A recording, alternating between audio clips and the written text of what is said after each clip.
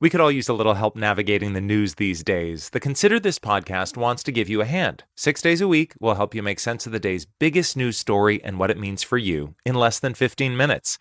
Listen now to the Consider This podcast from NPR. From the WGLT newsroom, I'm Lindsay Jones. A former McLean County official is calling for an investigation into alleged fundraising efforts tied to a recent referendum. Trevor Sierra was an assistant state's attorney for the county until recently. He says County Administrator Cassie Taylor asked him multiple times for donations to a political action committee promoting a ballot measure that would have eliminated the county's elected auditor. In my opinion, what had happened was wrong, and it's important for the public and for any authorities that may be interested to look into these facts and make their own conclusions about what should happen thereafter. The referendum failed, and the state's attorney says her office is reviewing the allegations. The town of Normal has made changes to a proposed ordinance against so-called pop-up parties. The town council will consider the measure tonight. The plan removes a proposed ban on amplified sound and a limit of 50 people at a park shelter. It also loosens the definition of a nuisance gathering. It says there must be multiple violations of town code before the police can order a crowd to disperse.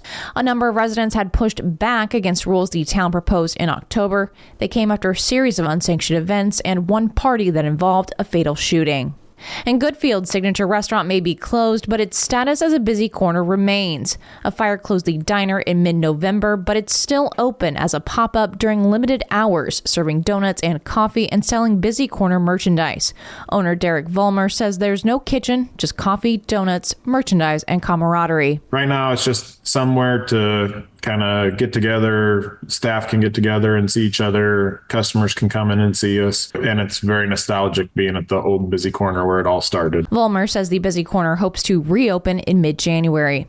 And the Illinois State football team won its first playoff game in 5 years. The Redbirds won at Southeast Missouri State 35-27 on Saturday to advance to the second round of the football championship subdivision playoffs. The Redbirds will play Saturday at California Davis. I'm Lindsay Jones. We could all use a little help navigating the news these days. The Consider This podcast wants to give you a hand. 6 days a week, we'll help you make sense of the day's biggest news story and what it means for you in less than 15 minutes. Listen now to the Consider This podcast from NPR.